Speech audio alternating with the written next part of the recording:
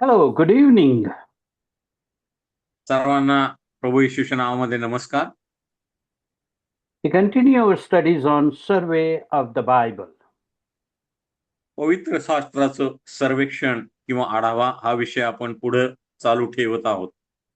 As you remember that we are studying the entire Bible in segments.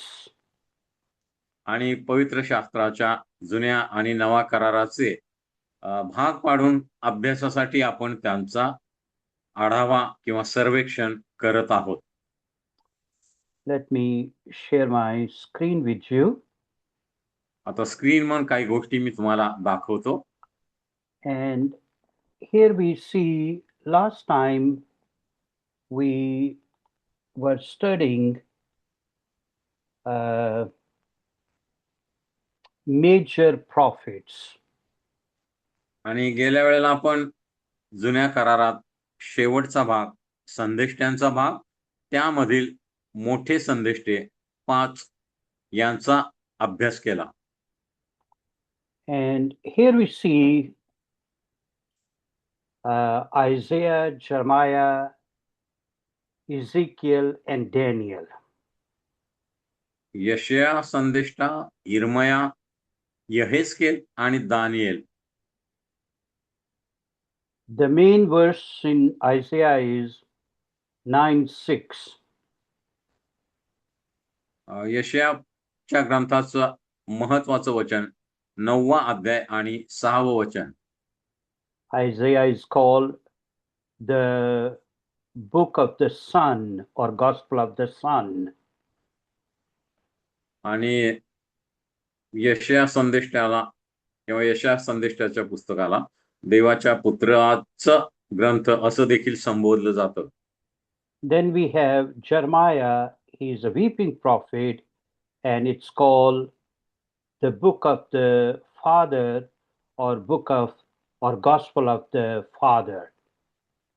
यिर्मया संदेष्टा हा शोक करणारा किंवा रडणारा संदेष्टा असं समजलं जातं आणि हे देव पित्याचं पुस्तक किंवा ग्रंथ असं संबोधलं जातं. And there the memory verse is Jeremiah 29:11. यिर्मया मधील प्रमुख वचन आहे 29वा अध्याय 11वं वचन. God always have compassion for us. देव नेहमी आमची करुणा करतो. The way Jeremiah was concerned about his nation, in the same way God is concerned about his creation, all the nations of the world. आणि जसं यिर्मयाला त्याच्या लोकांचे इस्रायल देशातल्या लोकांची काळजी होती तशी देवाला पृथ्वीवरील सर्व राष्ट्रातील सर्व लोकांची काळजी आहे. आमेन. Then we have Ezekiel. It's called the book of the Spirit or the Gospel of the Spirit. And here we see that I will give you a new heart and I will give you a new spirit. यहेस्केल संदेष्टाचा ग्रंथ हा पवित्र आत्म्याचा ग्रंथ किंवा पवित्र आत्म्याची स्वार्था असं म्हटलं जातं. त्यामध्ये आम्ही वचन वाचतो. देव म्हणतो मी तुम्हाला नवीन हृदय देईन, तुम्हाला मी नवीन आत्मा तुमच्यामध्ये ओतीन. आमेन. And the key verse is Ezekiel 36, verse number 26. आणि यातलं मुख्य वचन यहेस्केल 36:26. And then we have last book, Daniel, and Daniel speak about future. शेवटचं प्रमुख संदेष्टाचं पुस्तक दानिएलाचा ग्रंथ आणि दानिएल संदेष्टा भविष्यातील घटनांसंबंधी भाष्य करतो. And the key verse is Daniel chapter 2 and verse number 44. आणि दानिएल संदेष्टाचं प्रमुख वचन 2वा अध्याय 24वा वचन. And then 44 वचन 2:44. and then we have book of Lamentation, and that speak about how Jeremiah was feeling about his nation who was going through suffering. आणि त्यामध्ये एक छोटस पुस्तक देखील आहे मुख्य संदेशामध्ये, विलाप गीत, इर्मयाचे विलाप गीत. इर्मयानं आपल्या लोकांच्या, इस्रायल लोकांच्या भविष्यामध्ये होणाऱ्या संकटाचा, त्रासाचं भविष्य केलं आणि त्यामुळे तो कष्टी झाला, दुःखी झाला, शोक करू लागला. म्हणून विलाप गीत, शोकाचं पुस्तक असं त्याचं नाव आहे. But here, in the midst of all that suffering and sorrow, there is a message of hope, and it talks about that God's mercies are new every morning. आणि या सर्व इस्रायल लोकांच्या छळाच्या, त्रासाच्या गोष्टींमधूनच देवाची दया किंवा देवाची कृपा यामध्ये दिसून येते. आणि देवाचं वचन आम्हाला सांगतं की देवाची कृपा आमच्या जीवनामध्ये रोज नवीन होते. आमेन. What a comfort it brings, what a hope and comfort it brings. आणि या सर्वांमधून किती या वचनाद्वारे देव आम्हाला सांत्वन प्राप्त करून देतो. Now we finished this major prophets, and now we are going to start minor prophets. आता जुन्या करारातले 4 भाग. पहिला भाग मोशेचे ग्रंथ पंच, दुसरा भाग इस्रायल राष्ट्राची हिस्ट्री किंवा इतिहास, तिसरा भाग काव्य किंवा ज्ञानाचे पुस्तक, चौथा भाग संदेष्टे. त्या संदेष्टामधील एक भाग मोठे संदेष्टे आपण संपवलेले आहे. आता 12 लहान संदेष्टाकडे आपण वळूया. So we can memorize in this way 5, 12, 5, 5, 12. आणि अशा प्रकारे आपण लक्षात ठेवू शकतो. 5 ग्रंथपंचकाचे पुस्तक, 12 इतिहास, 5 काव्याचे पुस्तक, 5 मोठे संदेष्टे आणि 12 लहान संदेष्टे. आमेन. And it's a long session, so quite many books to cover, so I will try my best to be very precise. आणि या 12 लहान संदेष्टांचे पुस्तक आपल्याला संपवायचे आहेत. आपल्याकडे वेळ कमी असल्यामुळे आपण थोडे जलद जाऊया. So let's get started with the book of Hosea. होशे लहान संदेष्टामधील पहिलं पुस्तक. The theme is everlasting love. होशे संदेष्टांचा विषय आहे देवाची सार्वकालिक Preeti. That even when we are unfaithful to God, God is still faithful to us. आम्ही जरी अनेक वेळा देवाशी अविश्वासू राहिलो तरी देव आमच्या बरोबर नेहमी विश्वासूपणे वागतो. आमेन. And you can read that Bible verse at home, Hosea chapter 6 and verse number 1 and 2. होशेया 6, 1 आणि 2 तुम्ही घरामध्ये नंतर वाचू शकता. And Hosea speak about that come back to God and he will heal you, he will restore you, he will revive you. आणि होशेया Israel लोकांना सांगत आहे, तुम्ही देवाविरुद्ध बंड केलेले आहे, पाप केलेले आहे, देवाची आज्ञा मोडली आहे, तर आता देवाकडे वळा. देव तुमचं सांत्वन करेल, देव तुमची पुनर्स्थापना करेल, देव तुम्हाला संजीवित करेल. आमेन. Hosea means salvation. होशे या नावाचा अर्थ तारण किंवा सुटका. Hosea also speak about Hosea chapter 4 and verse number 6, that my people are destroyed for lack of knowledge. आणि होशया संदेशातील एक महत्वाचं वचन आहे होशया 4:6. त्यामध्ये देव म्हणतो, ज्ञानाच्या अभावी माझ्या लोकांचा नाश होत आहे. आमेन. So here we find the condition of God's people. या ठिकाणी देवाच्या लोकांची परिस्थिती वर्णन करण्यात आलेली आहे. They were lying, they were ungrateful, they were killing.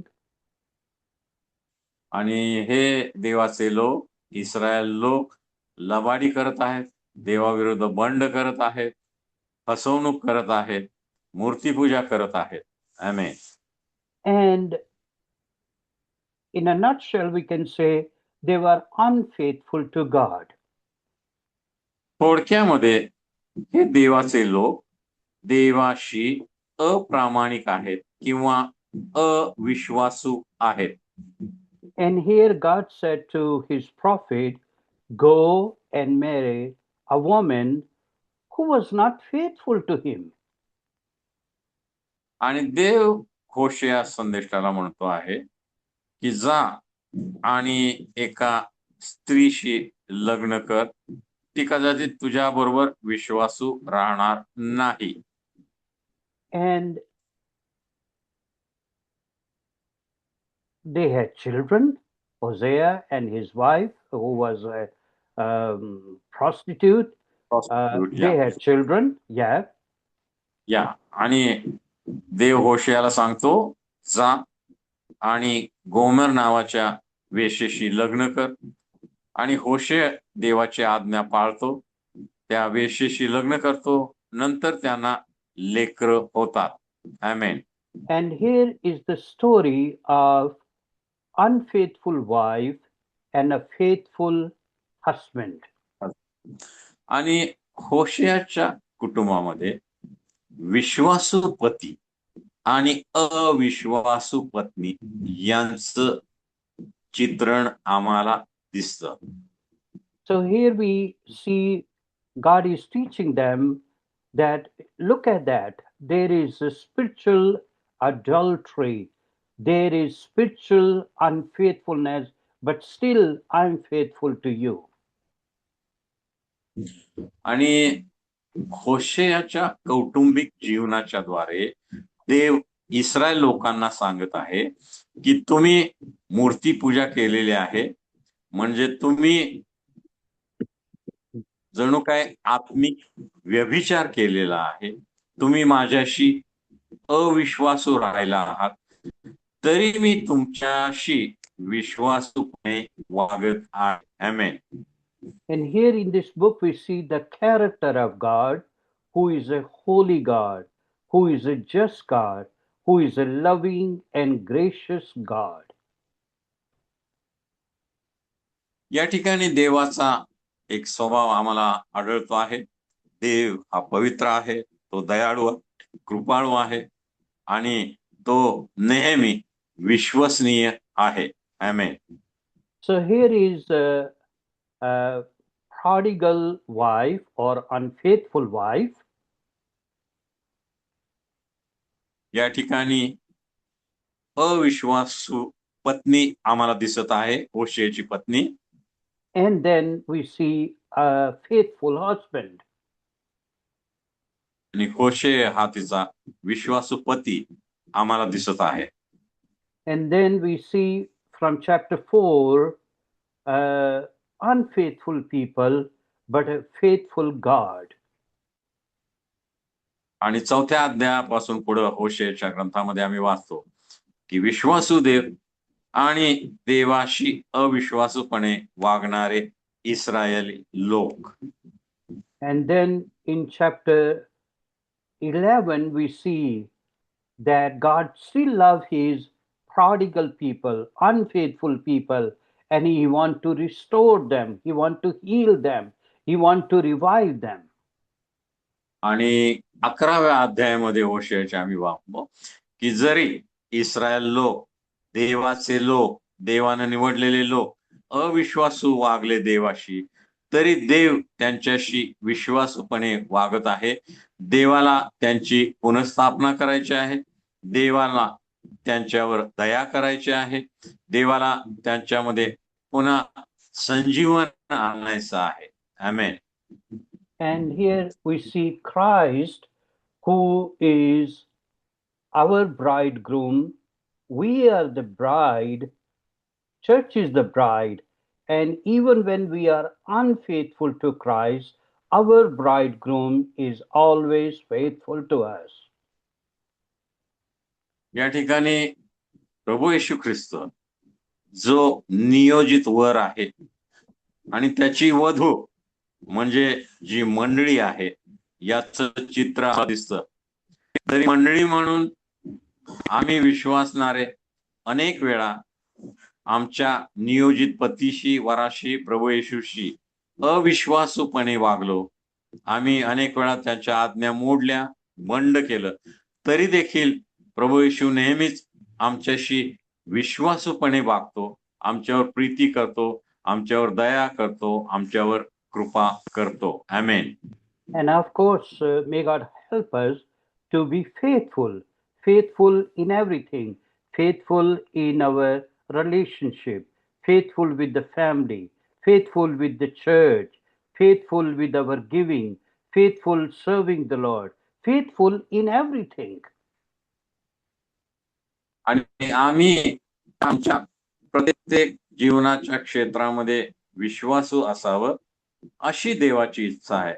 आम्ही देवाला देण्यामध्ये विश्वासू असावं, देवाची सेवा करण्यामध्ये विश्वासू असावं, आम्ही कौटुंबिक जीवनामध्ये विश्वासू असावं, आम्ही सुवार्थ प्रसारामध्ये विश्वासू असावं, आम्ही मंडळीच्या सेवेमध्ये विश्वासू असावं, आमच्या कामामध्ये, व्यवसायामध्ये विश्वासू असावं, आम्ही समाजामध्ये राहताना विश्वासू असावं.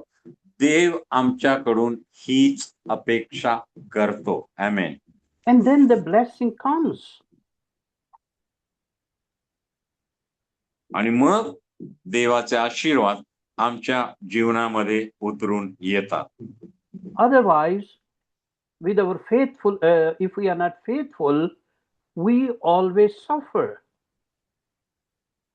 आणि जर आम्ही नेहमी विश्वासू राहिलो नाही तर मग आम्हाला त्रास होण्याचा संभव आहे, आमच्या अडचणी वाढण्याचा संभव आहे. But there is a hope, and God, who is faithful, He is always able and willing to accept us. आणि आम्हाला एक महान गौरवी आशा देण्यात आलेली आहे. देव नेहमीच त्याच्या लोकांशी विश्वसनीय राहिला आहे आणि देव विश्वसनीय आहे हीच आम्हासाठी सर्वात मोठी आशा आहे. आमेन. Now, the second book is called Joel. होशे हे पहिलं पुस्तक लहान संदेष्टाचं. त्यानंतर येतं योएलाचं पुस्तक. And Joel speak about day of the Lord. Joel संदेष्टा प्रभूच्या दिवसासंबंधी भाष्य करतो. And here you can write down this keywords, Joel chapter 2 and verse number 12 and 13. Joel 2, 12 आणि 13 ही वचनं तुम्ही लिहून घ्या. And here Bible speak about that we return to God with our heart, all of our heart. आणि या ठिकाणी देवाचं वचन म्हणतं की आपल्या पूर्ण अंतःकरणाने देवाकडे वळा. And when they were fasting and they even rent their clothes, the garment, okay, and God said, more than your clothes, you rend your heart, you change your heart. आणि ज्या वेळेला हे लोक उपास करत होते त्यावेळेला ते गोंडताट नेसत होते, आपले कपडे फाडत होते, राखेमध्ये बसत होते आणि देव त्यांना सांगत होता की तुमचे कपडे फाडण्याच्या ऐवजी तुमचं अंतःकरण तुम्ही फाडलं पाहिजे, म्हणजे अंतःकरणाद्वारे तुम्ही पश्चाताप केला पाहिजे असं देव त्यांना सांगत होता. आमेन. So sometime out of rituals we do something, and the reality might be missing, but God is saying be real more than being ritual. आणि बऱ्याच वेळेला ख्रिस्ती जीवनामध्ये आम्ही रूढी परंपरा म्हणून काही गोष्टी करतो, पण आमचं अंतःकरणामध्ये त्या गोष्टी नसतात. म्हणून देव आम्हाला जणू काय म्हणत आहे की रूढी परंपरा म्हणून बाह्य दृष्टीने काही गोष्टी करू नका, जे काही तुम्हाला करायचं आहे ते मनापासून करा, अंतःकरणपूर्वक करा. आमेन. So the meaning of this name is the Lord is God. Joel या शब्दाचा अर्थ प्रभू देव आहे. And here we see the day of the Lord is the day of judgment. आता प्रभूचा दिवस म्हणजे न्यायाचा दिवस असं या पुस्तकात सांगितलेलं आहे. And the Bible tells that there were locusts, there was plague, there was famine. आणि त्या ठिकाणी आम्ही वाचतो की दुष्काळ आहे, टोळधाड आहे, मरी आहेत, प्लेग आहेत. Then the armies were coming, they were invading the land. आणि सैन्य येऊन भूमीचा ताबा घेत आहे. And the Lord is saying that turn to me and I will help you. I'm your God. आणि देव इस्रायल लोकांना सांगत आहे, पश्चाताप करा, माझ्याकडे वळा, मी तुमचा देव आहे, मी तुम्हाला सांत्वन देऊन तुमची पुनर्स्थापना करणार आहे. And here in Joel chapter 2 and verse number 28, we find a wonderful promise. And God said, it shall come to pass that I will pour out my spirit on all flesh. आणि दुसऱ्या अध्यायाच्या 20व्या वचनामध्ये एक अद्भुत अभिवचन देव देत आहे की मी शेवटच्या काळामध्ये मनुष्य वात्रावर आपल्या आत्म्याचा वर्षाव करीन. आमेन. And of course, every prophecy has a immediate setting, immediate fulfillment, and then it also speak about future. आणि आम्हाला माहित आहे की संदेष्टांची प्रत्येक संदेशवाणी त्या काळामध्ये पूर्ण होत होती आणि भविष्यवाणी ही भविष्यातील घटनांसाठीही होती. त्या काळातील घटनांसाठी आणि भविष्यातील घटनांसाठी ही भविष्यवाणी संदेष्टे देवाच्या आत्म्याच्या द्वारे करीत होते. आमेन. And that's why the Bible tells that on the day of Pentecost, the Holy Spirit came upon the church. आणि पवित्र शास्त्र आम्हाला सांगतं की 50व्या दिवशी, पेंटिकॉस्टच्या दिवशी, माडीवरच्या खोलीमध्ये वाट पाहणाऱ्या, प्रार्थनेमध्ये असणाऱ्या 120 लोकांवर पवित्र आत्म्याचा वर्षाव झाला. So here in this book we see Christ, who is the judge and who is also give a promise that I'm going to pour out my spirit. And the way he said, that promise was fulfilled on the day of Pentecost. आणि प्रभू येशू ख्रिस्त न्यायाधीश आहे. तसंच त्यानं जे अभिवचन दिलं होतं शिष्यांना की मी जातो, पित्याकडून पवित्र आत्मा घेतो आणि तुमच्यावर त्याची वृष्टी करतो, त्याच्या अभिवचनाप्रमाणे माडीवरच्या खोलीत वाट पाहणाऱ्या 120 जणांवर 50व्या दिवशी पेंटेकॉस्टच्या दिवशी पवित्र आत्म्याचा वर्षाव झाला. पवित्र आत्म्याने ते भरले आणि ते अन्य भाषेमध्ये बोलू लागले. आमेन. And it is the Spirit that brings life and give us life. आणि पवित्र आत्मा आमच्या मध्ये जीवन घेऊन येतो. You remember the valley of dry bones, we were talking about how the wind came and the life came in those dry bones. आणि आपण मागच्या अभ्यासामध्ये बघितलं होतं, देवानं शुष्क अस्थींचं कोरं संदेष्टाला दाखवलं यहेजकेलाच्या 37व्या अध्यायामध्ये. आणि ज्या वेळेला सोसाट्याचा वारा आला त्यावेळेला त्या वाऱ्याच्या द्वारे म्हणजे आत्म्याच्या द्वारे त्या शुष्क अस्थी जणू काय जिवंत झाल्या आणि मोठं सैन्य आपल्या पायावर उभं राहिलं. आमेन. And this is what happened, that Holy Spirit can bring life in a dead marriage, in a dead relationship, where there is no life, in lifeless situation, the Spirit can bring life. आणि म्हणून आमच्या जीवनामध्ये देखील मृत झालेल्या कौटुंबिक नातेसंबंधामध्ये, मृत झालेल्या व्यवसायामध्ये, मृत झालेल्या उद्योगधंद्यामध्ये, मृत झालेल्या नातेसंबंधामध्ये ज्या वेळेला पवित्र आत्म्याचा प्रवेश होतो त्यावेळेला सर्व मृत पावलेल्या गोष्टी पुन्हा जिवंत केल्या जातात. आमेन.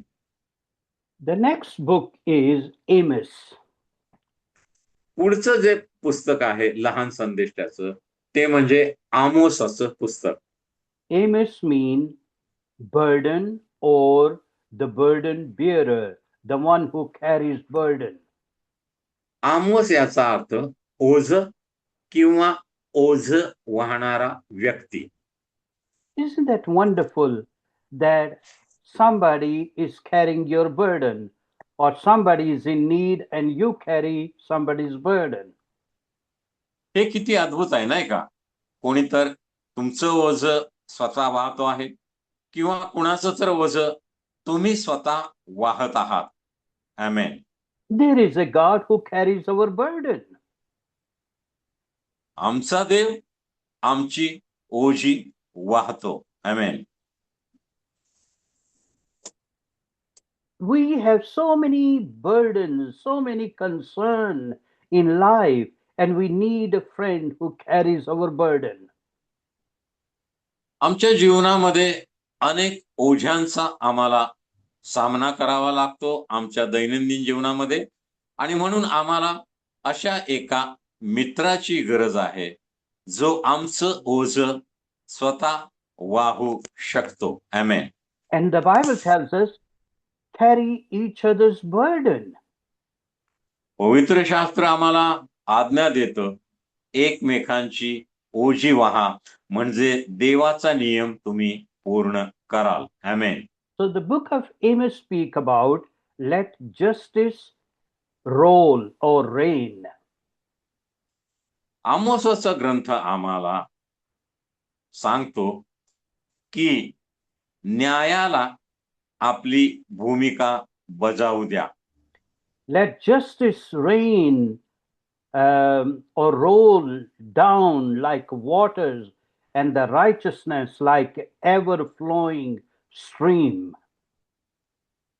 आणि न्याय तुमच्यावर राज्य करू दे आणि धार्मिकता किंवा नीतिमत्व पाण्याप्रमाणे तुमच्या जीवनामध्ये वाहू दे. We find that in Amos chapter 4 and Amos chapter 5 and verse number 24. आमोस 5:24 मध्ये आम्ही हे वाचतो. We know there is lot of injustice in this world. या जगामध्ये आम्ही पाहतो की बऱ्याच ठिकाणी अन्याय होताना आम्ही पाहतो. Maybe you have even faced injustice. तुमच्यापैकी अनेकांनी कदाचित अन्याय सहन केला असेल. Maybe you were qualified, but someone else was chosen for that job. कदाचित तुमची पात्रता असून देखील तुमच्या जागी दुसऱ्याच कोणाला नोकरीची संधी मिळाली असेल. We live in a world of injustice. आम्ही ज्या जगामध्ये न्याय होताना आम्हाला दिसत नाही अशा जगामध्ये राहत आहोत. But God wants to see justice because He is a righteous judge. देव हा नीतिमान न्यायाधीश असल्यामुळे प्रत्येक ठिकाणी देवाला न्याय होणं आवडतं किंवा न्याय होताना देव पाहतो. This was a time when there was a prosperity in the land. आणि ही वेळ होती की भूमीमध्ये भरभराट यायची वेळ होती. People were very well off. लोक सुस्थितीमध्ये होते. And because of that, people were also arrogant and they were greedy. पण भरभराटीचा एक परिणाम लोकांच्या मध्ये झाला होता की लोकांची हाव वाढली होती. लोक अधाशी झाले होते आणि भरभराटीमुळे लोक उर्मट झाले होते, अहंकारी बनले होते. So there was a lot of materialism at that time. आणि चंगळवाद लोकांच्या मध्ये दिसून येत होता. And they turned into ritualism rather than sincerity in their religion. आणि धार्मिक गोष्टींमध्ये प्रामाणिक राहण्याच्या ऐवजी ते फक्त रूढी परंपरा म्हणून धार्मिक गोष्टी करत होते. And there was self-righteousness. आणि स्वनीतिमत्व हे लोकांना प्रिय होतं. As we can see that people can be religious but without righteousness. आणि आम्ही पाहतो की लोक धार्मिक असू शकतात पण नीतिमत्व त्यांच्या अभावानेच आढळून येते. People can be performing all their rituals but still far away from God. आणि लोक देवाने सांगितलेले सगळे नियम, सगळे विधी, सगळी अर्पण कदाचित योग्य प्रकारे करत असतील पण त्यामध्ये देव कुठेच आढळून येत नाही. कारण फक्त एक रूढी परंपरा म्हणून लोक ह्या सगळ्या धार्मिक विधी करताना दिसतात. They might be giving a lot of money, but still that's just a show. But reality is not there. ते कदाचित देवाच्या कार्यासाठी भरपूर दान दशांश अर्पणे देत असतील पण देवाशी जणू काय ते प्रामाणिक नाहीत, विश्वसनीय नाहीत. That's why Jesus said, when you give, let not your left hand know what your right hand is doing. आणि म्हणून प्रभू येशूने सांगितलं ज्या वेळेला तुम्ही देवाच्या कार्यासाठी देता त्यावेळेला प्रसिद्धी करू नका, जाहिरात करू नका. Jesus was so wise with his teaching, so real. He said, deal with your heart. आणि प्रभू येशू इतका ज्ञानी होता आणि देण्याच्या बाबतीत त्याने सांगितलं की अंतःकरणपूर्वक कुरकुर न करता आनंदाने देवाला द्या. आमेन. So Here we see Christ who has all the authority to judge. या ठिकाणी आम्ही पाहतो की प्रभू येशू ख्रिस्त हा जगाचा न्यायाधीश आहे. न्याय करण्याचे सर्व अधिकार त्याच्या हातामध्ये आहेत. Now we move on to the book of Obadiah. आता आम्ही चौथ्या पुस्तकाकडे लहान संदेष्टाचा वळतो.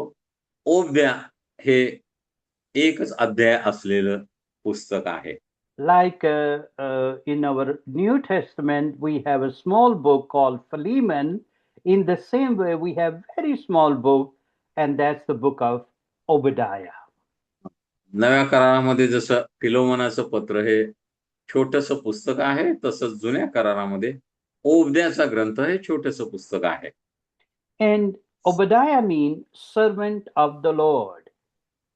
ओबद्या या नावाचा अर्थ देवाचा सेवक. And it speak about there is unbrotherly love. आणि हे पुस्तक ओबद्याचं की बंधुभावा विना असलेल्या प्रीतीबद्दल सांगतं. And here in it has only one chapter. So Obadiah chapter 1 and verse number 15, we see that God is saying, you are not showing love. You are not showing care. आणि ओबद्या 15व्या वचनामध्ये आम्ही वाचतो की देव लोकांना म्हणत आहे, तुमची प्रीती दिसून येत नाही. तुम्ही सर्व गोष्टी प्रीती शिवाय करत आहात. And there was a judgment against Edom. Edom was a nation that came from the children of Esau. आणि अदोमा विषयी त्या ठिकाणी न्याय देण्यात आलेला आहे. आणि अदोमी लोक कोण होते? ते एसावाचे वंशज होते. आणि त्यांच्यासाठी देवाने न्याय राखून ठेवलेला या पुस्तकामध्ये आम्ही पाहतो. And they were very arrogant. They said, nothing can bring us down. We are so powerful. आणि हे अदोमी लोक खूप गर्विष्ठ होते, उर्मट होते आणि त्यांना त्यांच्या सामर्थ्याचा गर्व होता आणि ते बडाई मारत होते. आम्हाला कोणी हरवू शकत नाही, आमचा कोणी पराभव करू शकत नाही.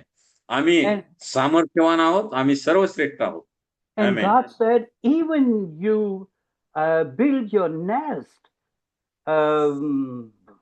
somewhere in heaven, I will bring you down. आणि देव त्यांना म्हणत आहे, तुम्ही कितीही स्वतःचा मोठेपणा दाखवला तरी देव तुम्हाला खाली पाडल्याशिवाय राहणार नाही. And we see here that God spoke through his servant Obadiah that you repent, don't be arrogant. आणि ओबद्याच्या ग्रंथामध्ये देव लोकांना सांगत आहे, गर्विष्ठ बनू नका, उर्मट बनू नका, देवाच्या आज्ञा पाळा, पश्चाताप करा आणि देवाकडे वळा. And you know, God always gave warning to people before bringing any judgment. आणि पवित्र शास्त्रामध्ये आम्ही पाहतो की देव लोकांना शिक्षा करण्यापूर्वी, लोकांचा न्याय करण्यापूर्वी नेहमी त्यांना पूर्व सूचना देतो. And you know, from the same lineage, there was a king called King Herod at the time at the birth of Jesus Christ. आणि याच वंशावळीमधून पुढे प्रभू येशू ख्रिस्ताच्या जन्माच्या प्रसंगी हेरोद राजा राज्य करताना आम्हाला दिसतो. And he was also very arrogant and insecure. Herod राजा ही खूप गर्विष्ठ होता, उर्मट होता आणि त्याला नेहमीच स्वतःच्या गादीची असुरक्षितता भेडसावत असे. He killed his own wife. He killed his own son. He killed his हा, own mother-in-law. हा. त्यानं आपल्या मेव्हण्याचा खून केला, आपली गादी वाचवण्यासाठी आपल्या एका बायकोचा खून केला, आपल्या मुलाचा देखील खून केला. And when he got the news that a king is born, then he killed all the children 2 years under. हा. आणि म्हणून ज्या वेळेला मागी लोकांनी हेरोद राजाला सांगितलं की यहुद्यांचा राजा जन्माला आलेला आहे, आम्ही त्याला भेट द्यायला आलेलो आहोत, आता नवीन राजा जन्माला आलाय म्हटल्यानंतर हेरोदानं मग 2 वर्षाच्या आतील सर्व मुलांची त्या देशामधल्या कत्तल केली, सर्व मुलांना मारून टाकलं. Then we come to the book of Jonah. आता पुढचं जे पुस्तक आहे लहान संदेष्टामधील योनाचं पुस्तक. And Jonah is called runaway prophet. आणि योनाला हा पळपुटा संदेष्टा असं देखील म्हटलं जातं. And here the memory verse is Jonah chapter 1 and verse number 1 and 2 and then verse number 9. योना पहिला अध्याय 1, 2 आणि 9 हे या पुस्तकातील महत्वाचं वचन आहे. Jonah means dove. योना म्हणजे कबूतर. But his work was not according to dove. Dove is the symbol of peace, and dove is the symbol of the Holy Spirit. आणि कबूतर हे शांतीचं प्रतीक आहे आणि कबूतर हे पवित्र आत्म्याचं चिन्ह देखील आहे. And God said, go and preach to people in Nineveh. That is modern day Iraq. आता जो इराक देश आहे त्या इराक देशाला त्या काळातल्या निनवे या देशाला जाऊन माझा निरोप सांग असं देवानं योनाला आज्ञा केली. But he didn't want to preach to those people. पण योनाची इच्छा नव्हती निनवेतल्या लोकांनी पश्चाताप करावा आणि त्यांची न्यायापासून शिक्षेपासून सुटका व्हावी. And he ran away from God, and we know what happened. आणि मग निनवेला जाण्याऐवजी योना तार्शिशच्या बोटीमध्ये बसला आणि पुढे माशाने त्याला गिळलं. आपल्याला माहित आहे पुढे काय घडलं. And his disobedience had a downhill journey. आणि मग योनाचं कशा प्रकारे पतन झालं आणि योनानं देवाची आज्ञा कशा प्रकारे मोडली हे पुढे आम्ही पाहतो. The Bible says he boarded the plane and then he went to the deepest cell of that ship. आणि मग योना निनवेला जाण्याच्या ऐवजी तार्शिसला जाण्याच्या जहाजाच्या अगदी तळाशी जाऊन गुपचूप एका जागी बसून राहिला. So that was the first. He went down. तो खाली गेला जहाजाच्या तळाशी, म्हणजे त्याचं पतन सुरू झालं. Another thing we learned that when he confessed that he is the one who has brought storm, he said, "Throw me out, and there will be calmness." आणि ज्या वेळेला समुद्रामध्ये वादळ झालं त्यावेळेला जहाजाचं वजन कमी करण्यासाठी जहाजावरील लोकांनी सर्व सामान, जड सामान समुद्रात पाण्यात फेकण्यास सुरुवात केली. योनानं त्यांना सांगितलं, माझ्यामुळे देवाने वादळ आणलेलं आहे, सामानाला फेकू नका, मला पाण्यात फेका, म्हणजे वादळ बंद होईल. And now he is down in the sea. आणि मग आता बोटीवरच्या लोकांनी योनाला धरून समुद्राच्या पाण्यात फेकवलं, माशाने त्याला गिळलं आणि मग वादळ शांत झालं.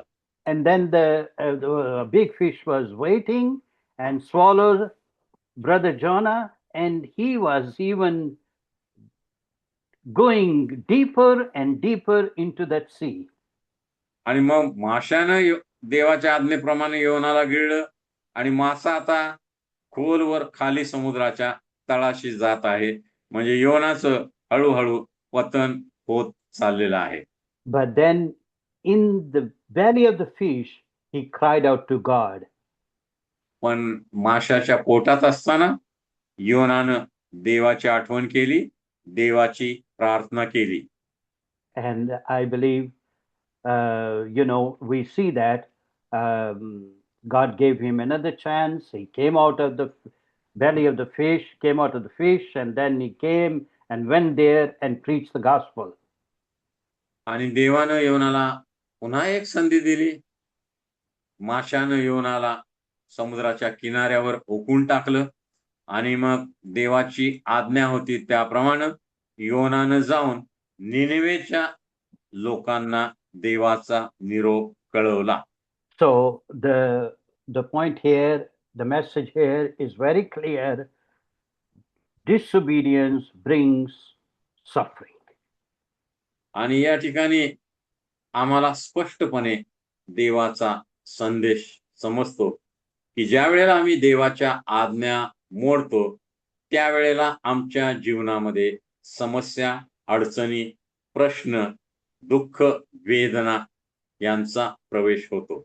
But Jonah was so wise, rather than he was running away from God, but now he's running to God. He's praying. आणि मग योना सुरुवातीला देवापासून दूर पळत होता, पण नंतर त्यानं पश्चाताप केला, प्रार्थना केली देवाची आणि तो आता देवाकडे वळला, देवाची आज्ञा पाळायला तयार झाला. So in chapter 1, he's running away from God. पहिल्या अध्यायामध्ये आम्ही पाहतो योना देवापासून दूर पळत आहे. In chapter 2, he's running to God. He's praying. दुसऱ्या अध्यायामध्ये योना प्रार्थना करत आहे, तो आता पश्चातापूर्वक देवाकडे वळला आहे. In chapter 3, he's running with God. He's running with the plan of God.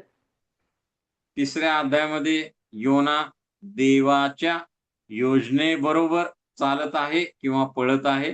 देवाबरोबर तो सहभागी झालेला आहे, देवाच्या सहवासात आहे. But then in chapter 4, he is running against God. पण चौथ्या अध्यायामध्ये आम्ही पाहतो की परत तो देवाच्या विरोध काहीतरी करतो आहे. He had prejudice in his heart. आणि त्यानं त्याच्या अंतःकरणात आधीच काहीतरी ठरवलं होतं आणि ते घडत नाही म्हणून तो दुःखी कष्टी झालेला आहे.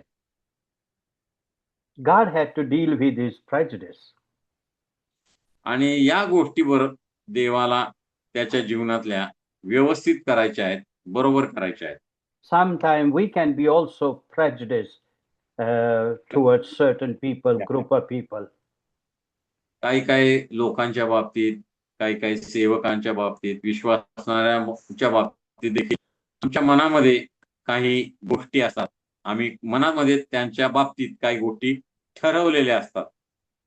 In this book we see the way Jonah was in the belly of the fish. Jesus said in Matthew chapter 12, verse number 38 to 45, that in the same manner Jesus will be in the deep. He was talking about his death and resurrection. आणि मत्ती 12:36 वचनाच्या पुढे आम्ही पाहतो प्रभू येशू ख्रिस्त योनाचं उदाहरण देतो आहे. जसा योना 3 दिवस 3 रात्री माशाच्या पोटात होता, तसंच मनुष्याचा पुत्र 3 दिवस 3 रात्री पृथ्वीच्या पोटात राहील. प्रभू येशू ख्रिस्त आपलं मरण, पुरलं जाणं आणि पुनरुत्थान याविषयी बोलत आहे. आमेन.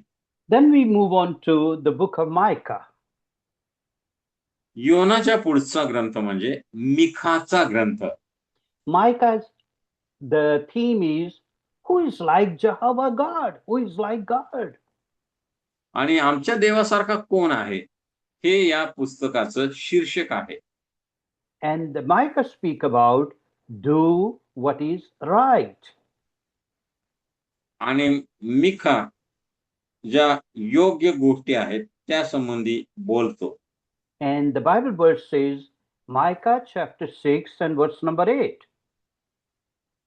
मिखाचा ग्रंथ 6वा अध्याय आणि 8व्या वचनामध्ये आम्ही वाचतो. And here it says, He has told you, man, what is good, and what does the Lord require of you, to do justice, to love kindness, and to walk humbly with your God. हे मनुष्या, बरे काय ते त्याने तुला दाखविले आहे. नीतीने वागणे, आवडीने दया करणे व आपल्या देवा समागमे राहून नम्र भावाने चालणे, या वाचून परमेश्वर तू जवळ काय मागतो. आमेन. Again, here was a time of bribery among the judges, prophets, priests. आणि या ठिकाणी देवाचे सेवक होते, याजक होते, संदेष्टे होते आणि ते लाच घेत असत, लोकांवर अन्याय करत असत. ते भ्रष्ट झालेले आम्हाला दिसतात. There was cheating. फसवणूक होती. And God was saying, do what is right. आणि देव त्यांना सांगत आहे की जे बरोबर आहे ते करायला शिका. In this book, we see a wonderful prophecy, Micah 5:2, that Jesus would be born in Bethlehem, and that's the way it happened after 500 years. आणि या ठिकाणी मिखा 5:2 मध्ये प्रभू येशूच्या जन्माविषयी एक अद्भुत भविष्यवाणी आहे. हे बेथलेहेम एफ्राता, यहूदांच्या हजारामध्ये तुझी गणना अल्प आहे. प्रभू येशूचा जन्म यहूदातील बेथलेहेम मध्ये होणार होता.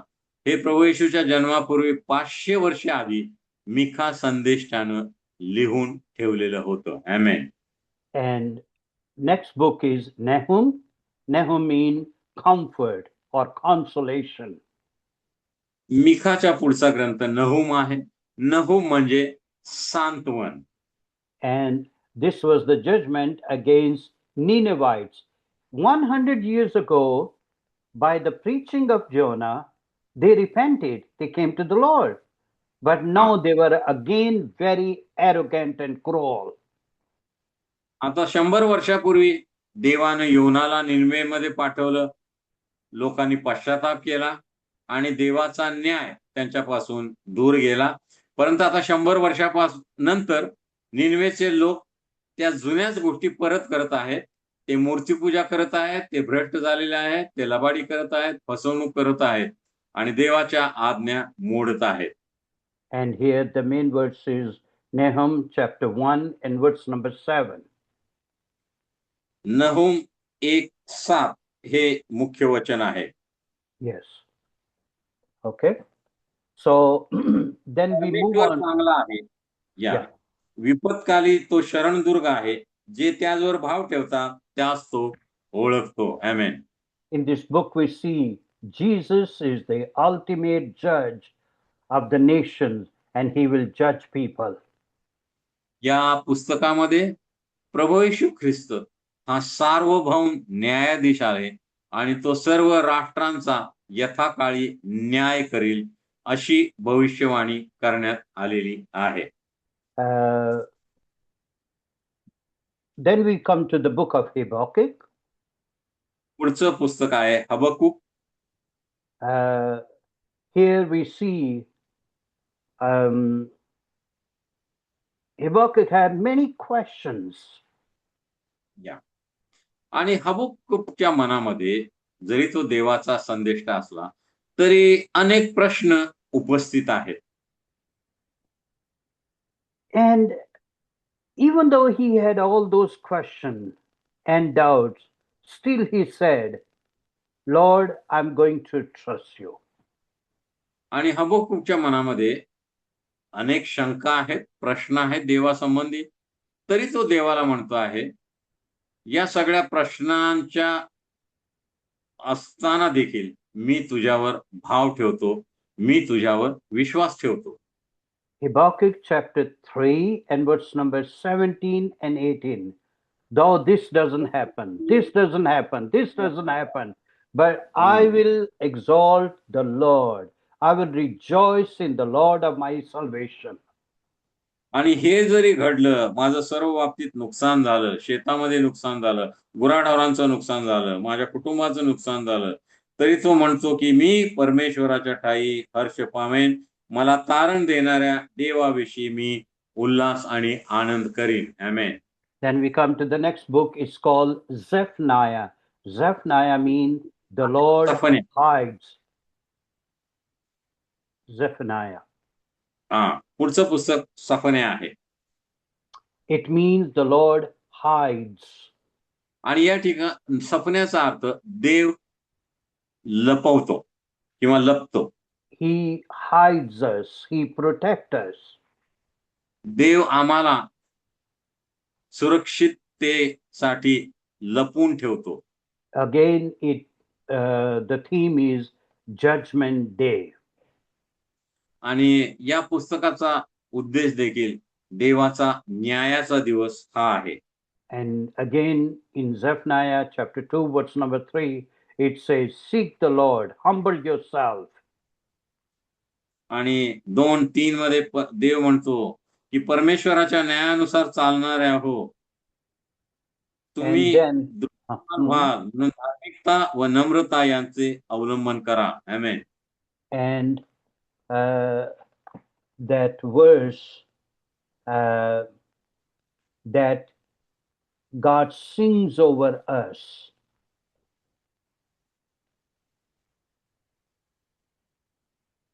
Chapter 3.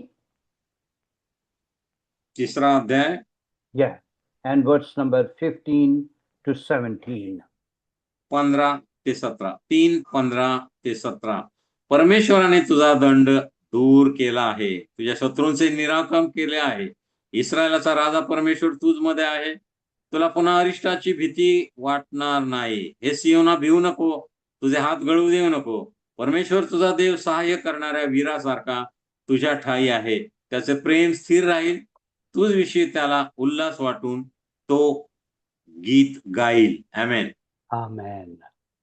Then we come to the next book called Haggai. आणि पुढचं पुस्तक आहे हग्गयाचा ग्रंथ. And Haggai talks about get your priorities straight. आणि हग्गय लोकांना सांगतो आहे, संदेश देतो आहे की आपल्या ज्या प्रायोरिटीज आहेत, आपले प्राधान्यक्रम आहेत, पहिली गोष्ट काय करायची, दुसरी काय करायची, तिसरी काय करायची, याचा क्रम व्यवस्थित लावा. जीवनामध्ये प्राधान्यक्रम व्यवस्थित लावा. आमेन. Here they were very much involved of their own life and they were less concerned about God's house. आणि या ठिकाणी देव स्वतःचं घर, स्वतःचं कुटुंब, स्वतःचा व्यवसाय, स्वतःच्या जीवनाबद्दल अधिक काळजी करत होते, लक्ष देत होते. पण देवाच्या घराची कुणाला आठवण होत नव्हती, मंदिराची कुणाला आठवण नव्हती. त्यामुळं हग्गय हा संदेश लोकांना देत आहे. And here God was telling through his prophet that take care of my house, take care of what must be done over there, rather than you are just so selfish, you just take care of yourself. आणि देव लोकांना सांगत आहे की परमेश्वराच्या घराची, परमेश्वराच्या मंदिराची प्रथम काळजी करा, मंदिराचे मंदिर प्रथम उभारा आणि मग देव तुमच्या घराची काळजी करेल, देव तुमच्या कुटुंबाची काळजी करेल. आमेन. Yes. And then we come to the book of Zechariah. आणि हग्गय नंतर आपण जकर्या संदेशाकडे वळूया. It means, Zechariah means the Lord remembers.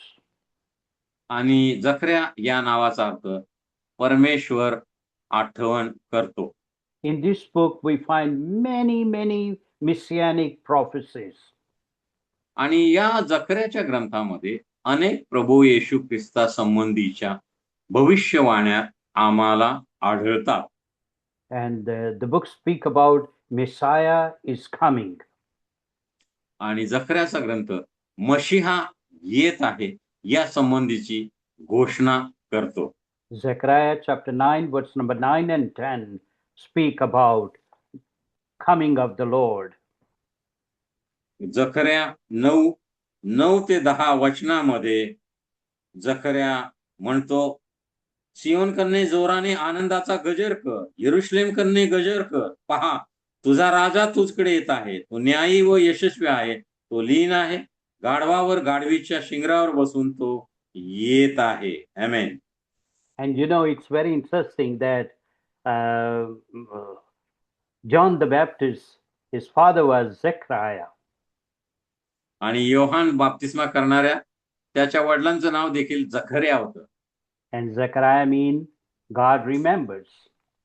आणि जखर्या म्हणजे देव आठवण करतो, लक्षात ठेवतो. And the wife's name was Elizabeth. Elizabeth means promise or oath.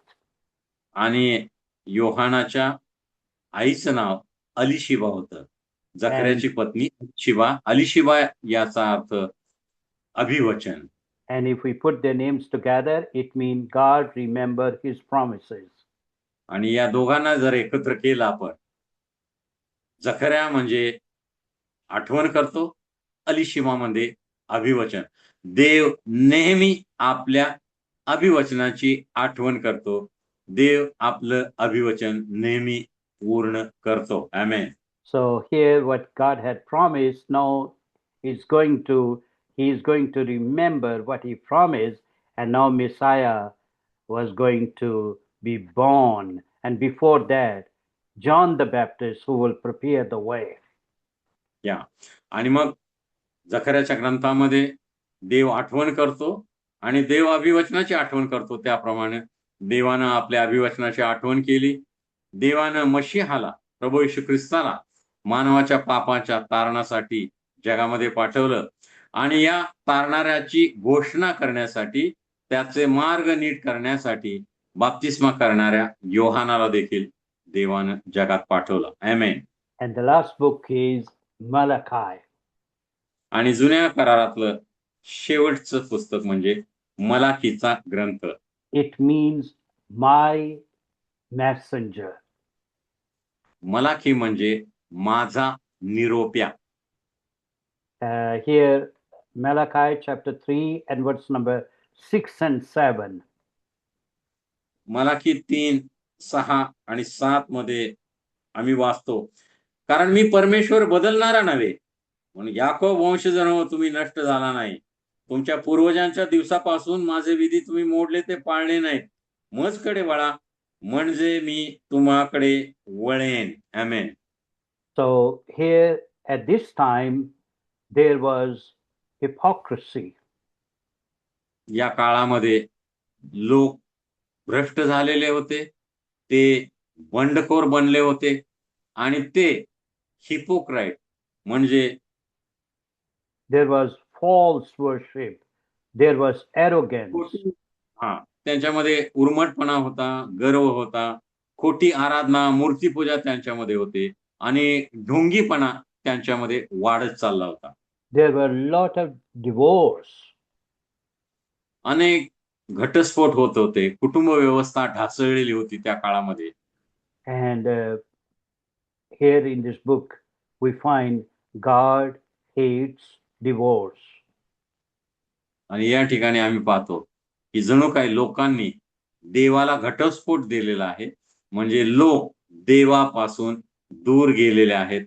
लोक देवाच्या आज्ञापासून, देवाच्या वचनापासून दूर गेलेले आहेत. आमेन. God wants to see happy marriages, healthy homes. देवाची इच्छा आहे कुटुंब आशीर्वादित असावी, कुटुंब निरोगी असावी, कुटुंब आनंदी असावी.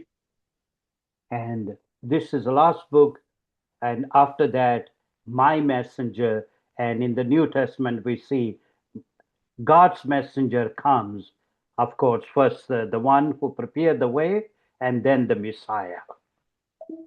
आणि हे पवित्र शास्त्रातील मलाकीचं शेवटचं पुस्तक, त्यामध्ये देवानं माझा निरोप्या येईल असं अभिवचन दिलं होतं. त्याप्रमाणे नव्या करारामध्ये प्रभू येशू ख्रिस्तानं आपला एकुलता एक पुत्र या जगामध्ये पाठवला आणि त्या पुत्राच्या वाटा, त्याचा मार्ग सरळ करण्यासाठी आधी बाप्तिस्मा करणाऱ्या योहानाला देखील पाठवलं. आमेन. So Hosea, salvation. होशेया म्हणजे तारण and God's unfailing love for his people. आणि देवाची कधीही न ढळणारी प्रीती त्याच्या लोकांसाठी. In Joel, we see Jehovah is God and day of the Lord. Joel मध्ये आम्ही पाहतो याहवे देव आणि प्रभूचा दिवस, न्यायाचा दिवस. In Amos mean burden bearer, आमोस म्हणजे ओझ वाहणारा, and here we see social evil and idolatry. आणि लोकांच्या मध्ये सामाजिक दुष्टता आणि मूर्तिपूजा त्या काळामध्ये होती. Then we have Obadiah, mean the servant of the Lord, and that talk about judgment of Edomites, Edom. the descendant of Esau. आणि ओबद्यामध्ये देवाचा सेवक एदोम जे एसावाचे वंशज होते त्यांच्या न्यायाविषयी हे पुस्तक सांगतं. Jonah mean dove. योना म्हणजे कबूतर. God cares for the whole world, and this is the mission book or book of evangelism, telling good news, talking about God to other people. आणि जुन्या करारामधील हे एक सुवार्तेचं पुस्तक आहे. देवानं योनाला सुवार्तिक म्हणून निनवेला सुवार्तेची घोषणा करायला पाठवलं. Then we see Micah, who is like Jehovah. Micah Yahweh सारखा कोण बनेल. And then here we see divine judgment against evil. आणि दुष्टतेप्रत देवाचा न्याय या ठिकाणी आढळतो. If we punish our children when they do something right, in the same way, God has the right to punish us when we do something evil, something bad. आणि लेकरांनी काहीतरी चूक केली तर आई बापांना हक्क आहे त्यांना शिक्षा करण्याचा. त्याचप्रमाणे इस्रायल लोकांनी चूक केली, देवाला हक्क आहे त्यांना शिक्षा करण्याचा, त्यांचा न्याय करण्याचा. Nahum means consolation, and it talks about the destruction of Nineveh. नहूम म्हणजे सांत्वन आणि निनिवेच्या नाशासंबंधी या ग्रंथामध्ये लिहिलेला आहे. Habakkuk, who had many questions, his name means embracer, who had many questions and speak about understanding God's character and his sovereignty. आणि हबक्कुक याचा अर्थ मिठी मारणारा आणि देवाचा स्वभाव आणि देवाचं चारित्र्य आणि देवाची सार्वभौमुकता या संबंधी हबक्कुक या ग्रंथामध्ये आम्ही वाचतो. Then we have Zephaniah, the Lord hides, the Lord covers. सफन्या याचा अर्थ देव लपवतो, देव पांघरून घालतो. And here it speak about judgment and repentance. आणि देवाचा न्याय आणि पश्चाताप याविषयी या ग्रंथामध्ये आम्ही वाचतो. Haggai mean my feast. हग्गय म्हणजे माझी मेजवानी किंवा माझा सण. And here God calls people to rebuild his temple. देव लोकांना त्याच्या मंदिराची उभारणी करण्यासाठी बोलावत आहे. आमेन. And of course, now we are the temple of the Holy Spirit. We build our lives and build as a corporate body of Christ. आणि नव्या करारामध्ये आता आम्ही पवित्र आत्म्याचे मंदिर आहोत आणि देव आमची आत्मिक उभारणी करण्यासाठी आम्हाला बोलवत आहे, पाचारण करत आहे. आमेन. Amen. And then Zechariah, God remembers and he calls his people to rebuild the temple. देव आठवण करतो आणि मंदिराची पुनर्बांधणी करण्यासाठी देव लोकांना बोलावत आहे. And Malachi means my messenger, and here is the rebuke for what for the things that were not right, and also repentance. आणि मलाकी म्हणजे माझा निरोप्या. या ठिकाणी देव इस्रायल लोकांच्या भ्रष्टतेविषयी, आज्ञाभंगाविषयी त्यांना दोष देत आहे, पण त्याचबरोबर त्यांना स्वतःकडे वळण्यास सांगत आहे आणि पश्चाताप करायला सांगत आहे. आमेन. Wonderful. So God bless you. We covered 12 books, and next week we will be तुम्हाला जुन्या करारातील चौथा भाग संदेष्टाचा, त्यामधील लहान संदेष्टे जे 12 आहेत त्यांचा आढावा किंवा सर्वेक्षण आपण आता संपवलेला आहे. आमेन. So next week we will be starting Gospel and the Book of Acts. आणि पुढच्या आठवड्यामध्ये आपण नव्या कराराचं सर्वेक्षण करणार आहोत. शुभवर्तमानापासून आपण सुरुवात करणार आहोत. आमेन. Amen. God bless you. आणि देव Okay. तुम्हाला आशीर्वाद देव. पुढच्या आठवड्यामध्ये आपण परत भेटूया. तोपर्यंत विश्वासामध्ये राहा, प्रार्थनेमध्ये राहा.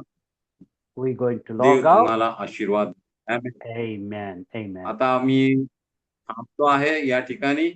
पुढचा वर्ग आता थोड्याच वेळात सुरू करत आहोत. आमेन. Thank you. Thank you pastor. God bless Thank you. God bless. See you.